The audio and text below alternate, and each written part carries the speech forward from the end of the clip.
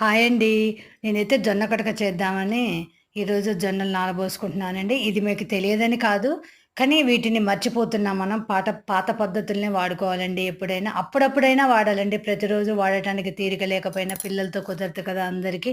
నేనైతే అప్పుడప్పుడైనా వాడుతూ ఉంటానండి. వారంలో ఒక 2 టైమ్స్ అలా వండుతూనే ఉంటాను ఏదో ఒకటి. ఇంకా ఇది ఆరోగ్యానికి మంచిది కాబట్టి దీనినే ఫాలో అవుతున్నాము. మీరు కూడా చేసుకోండి. ఇంక దీనిని మిక్సీలో ఏస్తే మెత్తగా అవుతుందని నేనైతే రోలుని వాడానండి.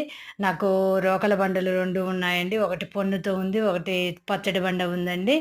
ఇంకా దానితో పోటు వేసుకున్నానండి. తర్వాత దానిని కాస్త మెదిగిన తర్వాత జల్లించుకొని మిగిలిన దాన్ని చాట్‌లో వేసుకొని చెరుక్కున్నానండి. పొట్టు మొత్తం బయటికెళ్ళిపోయింది. ఇంక అన్నీ ఆ తెల్లని ఒక్కలే మిగిలిపోయాయండి రవ్వలాగా. ఇంక దీంట్లోకి పప్పుచారుకైతే పప్పు ఉడకబెట్టుకున్నానండి.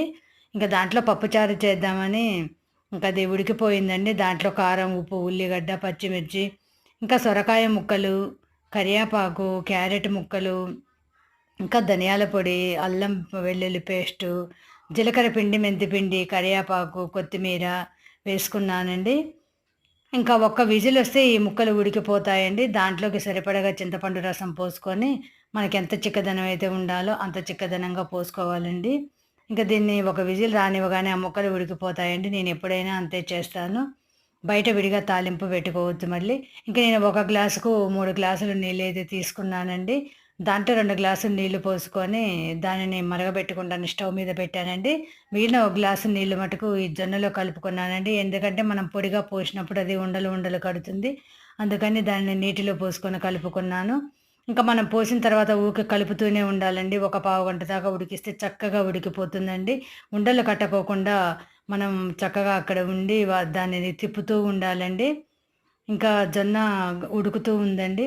ఈ లోపల మనకు పప్పు కూడా పప్పుచారు రెడీ అవుతుందండి. ఇంకా దాంట్లోకి పోపు వేసుకుంటున్నాను.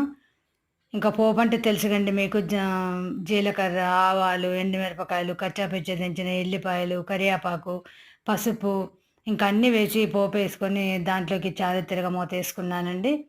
ఇంకా నేనైతే అది గటకలోనికి పప్పుచారైనా మేము మజ్జిగైనా పోసుకొని తింటూ ఉంటామండి. మేమైతే ఇది వారంలో 2, 3 సార్లు వాడుతూ ఉంటాము. ఇంకా నేనైతే డైలీగా ఎప్పుడు జొన్న రొట్టెలు, జొన్నలు, గోధుమ కలిపిన పిండితో ఎప్పుడు రొట్టెలు తింటూ ఉంటామండి. మధ్య మధ్యలో ఇవి వాడుతూ ఉంటాను. నచ్చితే మీరు గూడా చేసుకొని తినండి. ఇది చాలా ఆరోగ్యానికి మంచిది. దీనిని మర్చిపోవద్దండి. ఎంతో